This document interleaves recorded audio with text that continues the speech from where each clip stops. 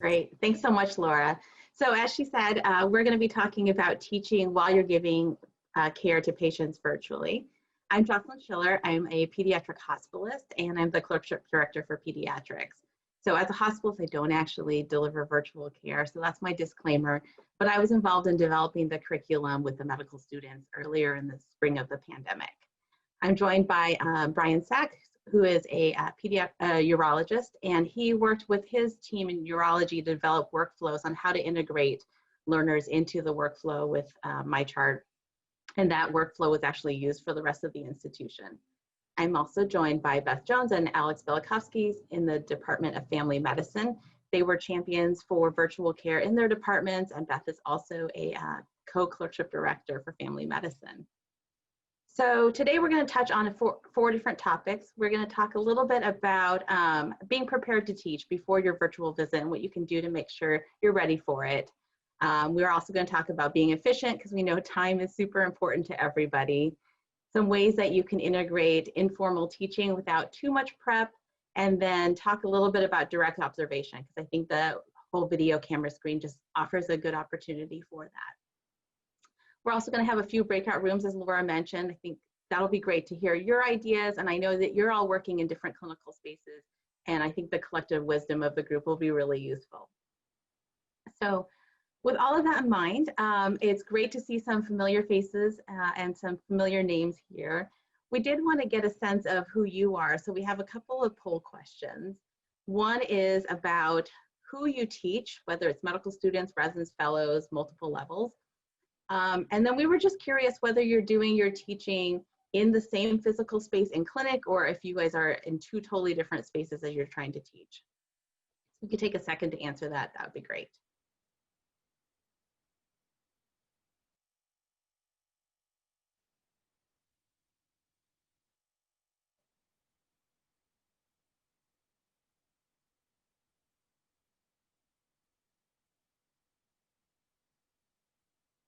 Okay, so it looks like most people are saying multiple levels, with a good smattering of people doing all the other levels.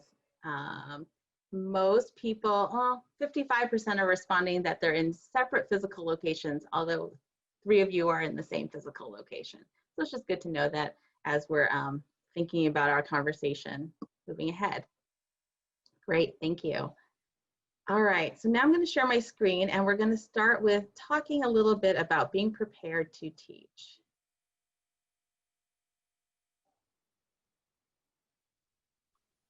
Thank you, Jocelyn, for the introduction and for spearheading this seminar.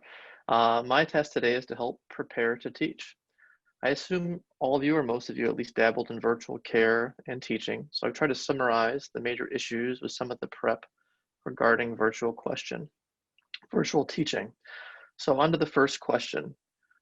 Next slide. When do you find out if you have a learner? I think this really varies dependent on the type of clinic you're in. For a lot of the primary care and primary medical-based clinics, this is something that is prearranged with assignments being made by the clerkship coordinator or physician facilitator. Therefore, you'll expect a learner in advance, and the virtual workroom will already be arranged. And coordination by learner or staff may not be necessary. I'll discuss some virtual workrooms more momentarily. For surgical clinics, like in the urology department where I reside, learner integration is something that may not be decided until the day or night before and requires an additional degree of learner and staff participation. In these instances, before virtual care, a learner would arrive prior to clinic starts, and this would often be how the staff are notified of their presence. We feel that doing the same virtually would be inappropriate and nearly impossible without some sort of notification before clinic begins. We recommend that the learner contact the staff at the latest the evening before, preferably through email, informing them of their virtual presence. And if the learner can also then set up the virtual workroom themselves and then go ahead and email them this link as well. We feel that having the learner create the link will prevent missed emails or for forgetful staff from creating this virtual workroom, which could result in a lost morning or afternoon for the learner. Residents who help direct their daily activities can help them with choosing which virtual workroom option a particular staff or department favors. Another option would be to create a standing virtual workroom for each clinic or staff member. However, the learner will need to contact the staff prior to ensure they're aware that the learner will be present with them in clinic. And hopefully this will avoid any confusion at the start of the virtual clinic. So the next question, which kind of was part of the polling that we just did a moment ago, and it appears that most of you are doing this in a complete virtual setting, but there are a handful of you or a few of you that are doing a mix of virtual in person, which is a lot of what mine is right now as well. But when we first integrated this in the beginning of the pandemic, most of us went from completely in person to completely virtual. And now that we're integrating in-person visits, some of us are doing both to kind of keep efficiency and filling our clinic schedule by fitting in some virtual visits into open slots that the in-persons didn't fill. So how we kind of integrate the learners into these experiences is really dependent on what the type of setup that you have. For the virtual clinic alone, it's easier to direct flow of the learner and yourself between patients and move in and out of the virtual workroom, whereas the mix of clinics can be a little bit more cumbersome. An example of how I integrate them into my in-person clinic is the learner and I both use an office space we've designed to be used virtually. And this allows us to physically get away from the clinic noise and to ensure privacy with the patient. Attempting for both the learner and the staff to do this virtually, meaning on their own virtual device, I think is cumbersome when you're sitting right next to each other. So I'd advise doing it on the same virtual workstation. The learner can start and then physically grab you to join the encounter after you discuss the patient in the physical workroom, which leads into the next question: where is the student? To finish on that first previous point, if they are physically with you, then try and integrate them as you see best fit. I've been prioritizing in-person visits as logistically in our current setup. This is more efficient and I believe a little bit more educationally beneficial, but there are definite benefits of virtual care that should try to be prioritized as the learners go through their training. In the completely virtual setup, this is a little bit more straightforward with integration as it's the same mode of care delivery, virtual. However, please do be considerate to the fact that the learner may be new to virtual care and have difficulties with navigating and also have technology issues. It's nice to query the student prior to starting to ensure they are comfortable with the platform, documentation, and your communication preferences. Okay, next question. Where are you going to teach? I must emphasize the importance of these workrooms to perform introductions and set goals for the clinic space. Now that we're virtual, we've lost some of that in-person pre-clinic time that allowed for the small talk with students, getting to know them, their interests, their previous experiences. So try to sign on virtually a few minutes beforehand to talk with them. As this Zoom culture fully establishes itself, it's pretty obvious that many of us sign on right on the minute. The few minutes prior to clinic starting, where we have meaningful conversations with the students, can be invaluable. Similar with our partners and colleagues, I worry that these minutes before and after our conferences are lost and our personal and professional relationships are weakening a little bit. And I think that's a little bit of an aside and maybe a bigger topic of discussion for another day, but really try and remember the importance of this time for the learner and try to prioritize that for them. So assuming you and the learner are in separate locations and are not teaching in a physical workspace, you'll need to use a virtual workspace.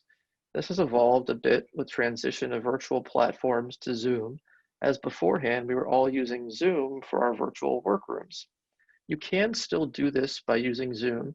You just have to do it on two separate devices. For example, sometimes I'll leave my laptop open with the Zoom workroom and use my phone for the Zoom virtual encounter. You just can't be in two Zoom meetings on the same device at the same time. And I really don't recommend using Zoom for this virtual workroom unless you've already discussed it beforehand with the learner and you confirm that they also have two devices. Next, and I think the preferred virtual workroom space at this current time would be to use BlueJeans. This is what many of you are already doing. And you set up an all-day BlueJeans virtual workroom session that allows you to be in a Zoom patient encounter and BlueJeans workroom at the same time, which allows you to seamlessly move in between workroom and patient encounters. This would be recommendation number 1. It also is HIPAA approved, as is Zoom, which has its benefits over FaceTime. And FaceTime is not something I really would recommend in general, as it's not HIPAA compatible. Although the U.S. Department of Health and Human Services has provided a telehealth discretion waiver for non-HIPAA compliant telehealth platforms during the pandemic, I still think it's best to use a HIPAA compliant platform that we have easy access to. And lastly, sometimes we have to revert back to the telephone to staff patients in this virtual manner, which we all can agree result in poorer teaching and learning. And something I do think is worth emphasizing is the waiting room feature within the Zoom virtual encounter. This should not be used for other patient discussion, but a good opportunity for presenting the patient to staff by the learner. I think of this as kind of the virtual outside the room discussion as you're passing in between patient rooms rather than in the workroom discussion. And this next slide shows how to navigate the workroom. So how this would work is the student enters the room first, collects the history, and then puts the patient into the waiting room. And then you can see that in the first picture there, where you pull up kind of the option settings in the participant list, which I have 3 here, myself, one of the MyChart virtual instructors, and then a test patient. And you can move them in and out of the waiting room. And you can see on the second picture, I have the test patient in the waiting room, which then I could admit or kind of put back in the waiting room as necessary. And if you both want to leave the Zoom encounter to then maybe move on to a different patient and let the patient then come back to this patient, you have to make sure you put everybody into the waiting room, as if you try to leave prior to doing so, it will ask you to make that patient the host, which is something I do not recommend you doing because they themselves can then end the encounter erroneously.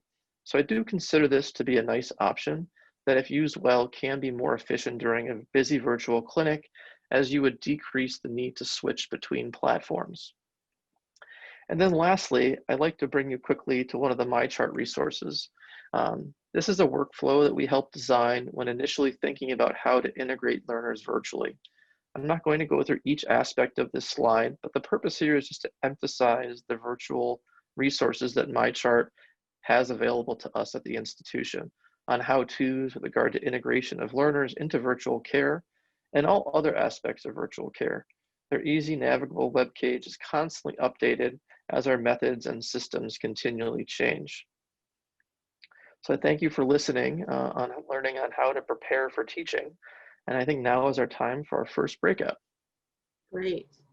So for our first breakout, we wanted people to have a chance to talk about some of the challenges that you're facing. So we'll give about 7 minutes for that, and one of us will be in each of the groups so we can talk about the challenges you're facing as you deal with your patients and your learners in the same virtual space. So we're just going to debrief for a couple minutes. I'll go ahead and go first. For my group, we didn't actually have people who were doing that much virtual teaching students. But some of the things we talked about is that some parts of care are easier to do in virtual visits, like chronic care management, checkups on how patients are responding. And so if we don't have our learners involved in that kind of care, then they might be seeing only a special subset of patients and not get the well-rounded experience. I don't know, Beth, you wanted to share a couple thoughts from your group? Yeah, so we talked a bit about sort of ability to transition back and forth if you have in-person and virtual visits all embedded in the same half day. That can be disruptive when you have a learner. There's a lot of pressure to stay on time and how to kind of navigate that. Some of the discussion of difficulties directly observing, like how to observe appropriately on a phone or a virtual visit with different levels of learners, fellows, residents, and students, and sort of how to navigate that. Sort of the difficulties with tech and changing platforms all the time and keeping up on that. And then sort of face-to-face feedback and getting those facial expressions and sort of things you would normally with your learners. Those are some of the big things I think we talked about. Brian, how about your group?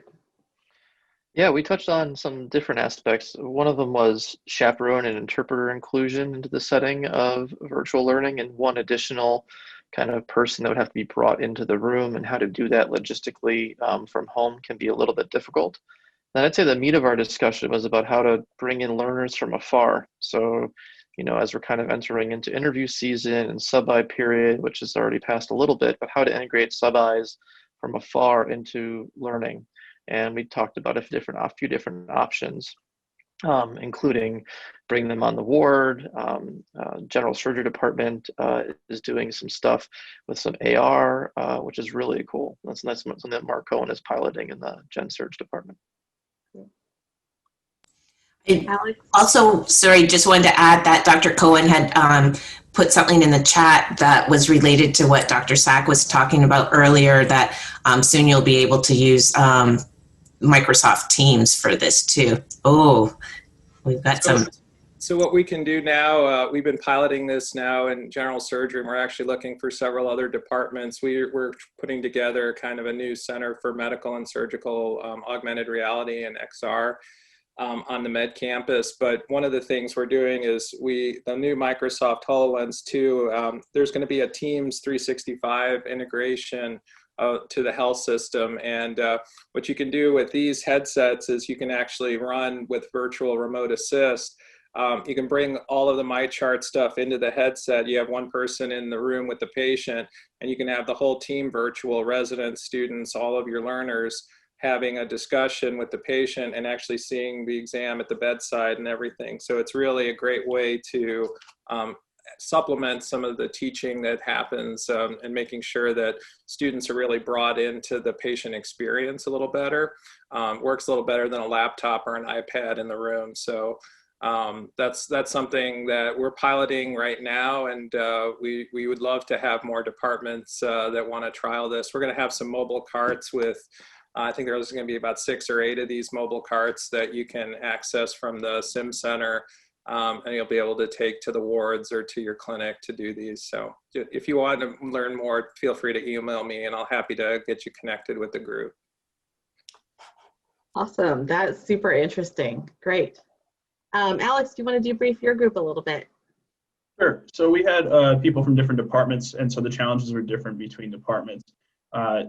With one department, there's an issue where virtual visits weren't that common, and so integrating it was very difficult because the patient population wasn't well suited for it. And then one of the other topics that came up was how to be efficient in that setting, where people felt were jumping between different platforms in order to debrief with the student or learner was more cumbersome, but it led to less independence as well, because then they would be doing all the visits together with the learner. Yeah, thanks. All right, well, we're going to transition a little bit then, Alex, to efficiency, because that came up at least a little bit. Yeah, so I'll be talking about this in this next segment about efficiency, and so I'm glad that came up in my group.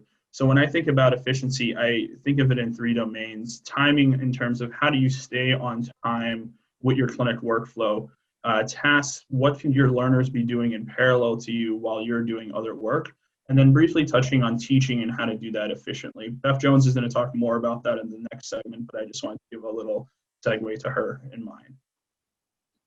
Next slide, please.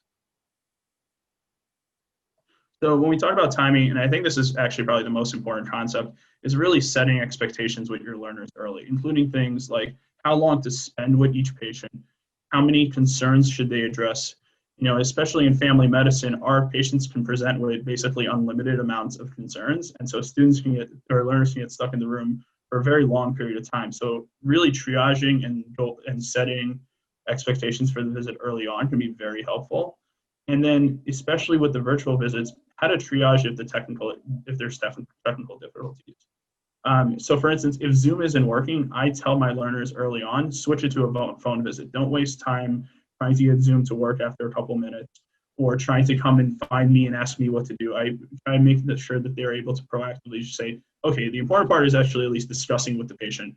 Let's at least do a phone visit and then go from there. One thing that's also been helpful is in some of our clinics, our medical assistants are calling patients ahead of time and getting medication reconciliations, going through best practice advisories, reviewing their allergies. But this isn't happening consistently because we're fairly short-staffed. And so especially if learners are early in their experience and you want to ease them into a virtual encounter, having them do one of those pre-visit phone calls where they basically are just collecting data allows them to get more comfortable with the technology while still doing something that can really help move the visit along.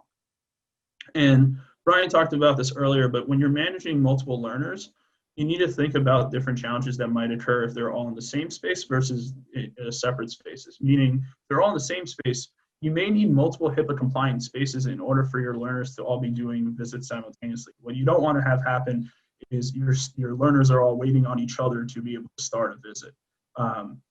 And then if you're doing it remotely, making sure you're assigning the patients that each learner is going to see ahead of time so that you're not having multiple learners going in to see the same patient, unless that's intentionally done. But those are some of the things to keep in mind to keep the clinic going, moving further, and so that you don't get behind schedule. And then when we think about tasks, one of the, I think, big ones that comes up is having learners writing notes. So what I prefer to do is have them pick an encounter early in the clinical session to allow them both the time to complete the note, but as well as give them something to do if later in the clinic you're behind schedule and you're trying to get done with the clinic on time. When you're doing this virtually, it's important to not lose track that they wrote a note, because they're not going to be sitting next to you and you won't be able to see them typing away. So being mindful, if you give them that assignment, to really come back to it at some point later in the clinic. Another thing that's nice about Zoom is you can have your learners come back to the video visit after you're done talking to the patient and provide additional counseling and kind of go over the patient education and the after visit summary to really make sure that the patient understands everything. And that's a way for your learners to feel more engaged with the process. And then ultimately, if they've done those things and there's not much else to do, you can also have them assign them resources and readings either on patients they're yet to see or on patients they've already seen in preparation for their presentation. And so that brings us to our last point here on teaching, where you can use your patient encounters to branch off to other topics. But what's really important is making sure you have those resources handy. And so, for instance, if you know there's high yield guidelines, articles, things that you often cite, having those bookmarked so that you can get to them quickly, and then sharing and knowing how to share your screen if you're not in the same workspace as your learners.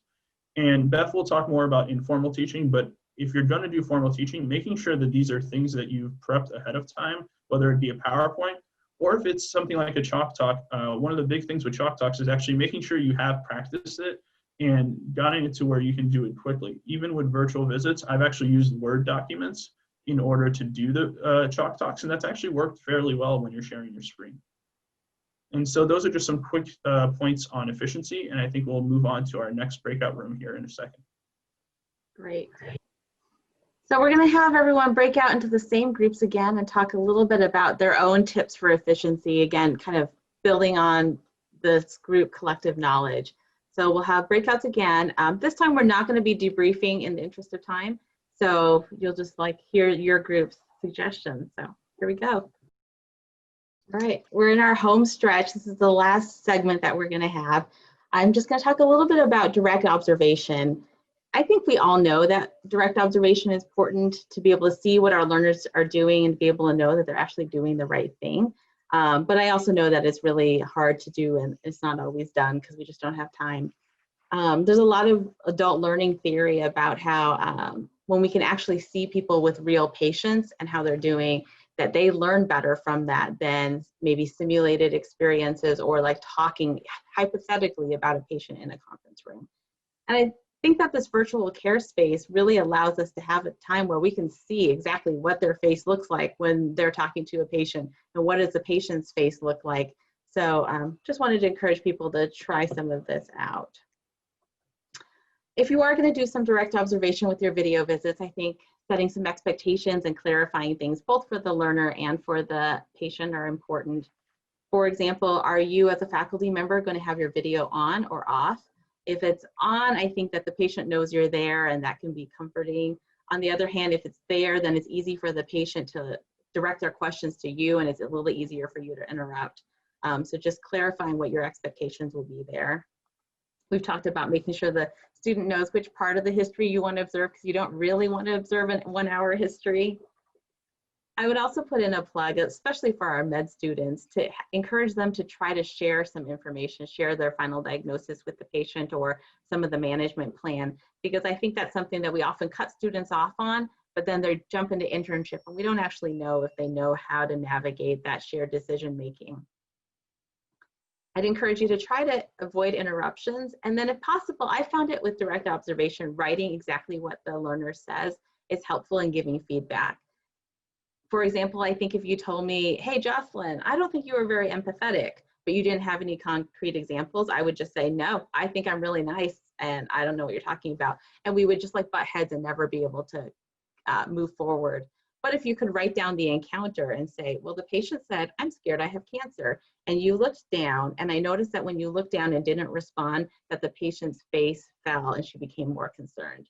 Now I can't really argue with you of whether I'm empathetic or nice or not. That experience happened, and then I think the learner can absorb the feedback a little bit better. So I would just encourage you to try to write down responses. There's not any validated tools for video visits because it's still so new. I just put this in. This is a tool that's often used in internal medicine, the mini CEX, and maybe a lot of you have seen it. I think having a tool can help prompt you to remember what different things to give feedback on. So we often will give feedback on history, but on here, there's a note like efficiency. Maybe we forget to talk about that. So having a tool can be helpful. There is, again, there's not really anything for video visits, so you could use this as a starting point. I'd also think about some of the extra things that we're seeing on video visits that aren't in the old forms. And so, for example, just thinking about the background of the video setting. I don't know if anyone has seen Room Rater before. It's a group of people who take public figures and rate their video presentation. So a lot of times it's newscasters or politicians giving public talks. Hope this isn't offensive to anyone. I don't actually know who this politician is. He's somebody from another state. But you can just see that the camera angle, the way that it's like angled up, makes it look like the room is super small. And then obviously he's in a basement situation and there's some clutter, camping gear.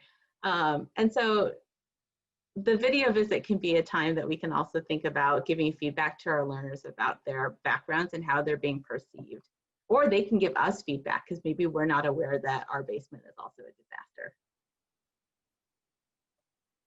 disaster. There's a group of surgeons, I'll just stop sharing this so I can talk you through it. A group of surgeons who worked with some M4 students and some standardized patients and faculty, and they did a focus group on how video visits were being perceived. And some of the themes that came up were that when there's shadows and you can't see somebody's expression, that patients actually began to distrust the provider because they couldn't see that expression. Also, providers couldn't see the expression of patients very well. And actually patients, if you can't see very well, patients would just prefer telephone. They also noted that in video visits, normal movements and body language were often misperceived. So for example, if we were in a room together and there was a fly and I go and I look at the fly, you would be looking at the fly too, and we would all have this shared experience. But on a video visit, you have no idea what I'm looking at. So it just kind of looks like I'm not paying attention to you. And so I think normal things that learners do, especially looking down to take notes, that can be misperceived by our patients as not being interested. Another thing that I thought was interesting is that silence, which can be really natural in a real situation, especially when you're sharing difficult news or the patient's upset, is really natural in a real life situation. But in a video visit, when there's this pause, there's the question from the patient like, hello, did anyone hear me? Did you care about what I just said? And so I think those are all some communication issues that are unique to video visits that we can give our learners feedback on. And again, they can give us feedback on this as well. Some of the tips that they had were to look at the camera. The standardized patients felt that it was more intimate and comforting when providers looked at the camera, and that's not a perfectly natural skill. And then also to narrate some of the movements, like, oh, there's a fly over here, or, oh, I'm gonna take some notes so that I can really understand your situation. That way the patient knows exactly what you're doing. So those are my thoughts on direct observation. We didn't have a breakout room for this, but I would love to hear if anyone's doing direct observation and how that's going for you.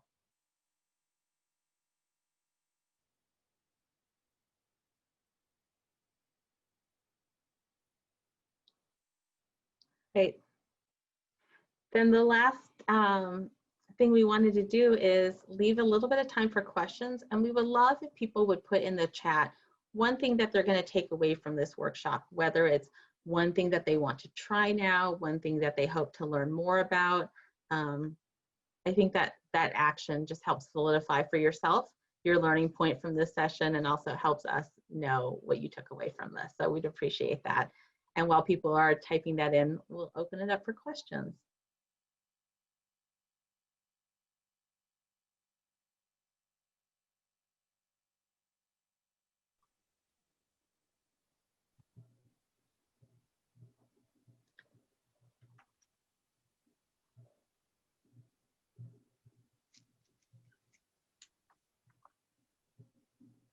I think one question that came up in one of our breakout sessions was, how do we know if we're effective in our teaching methods? And, you know, I think in person, we've been studying and working on trying to increase our effectiveness and engaging the learner the best we can.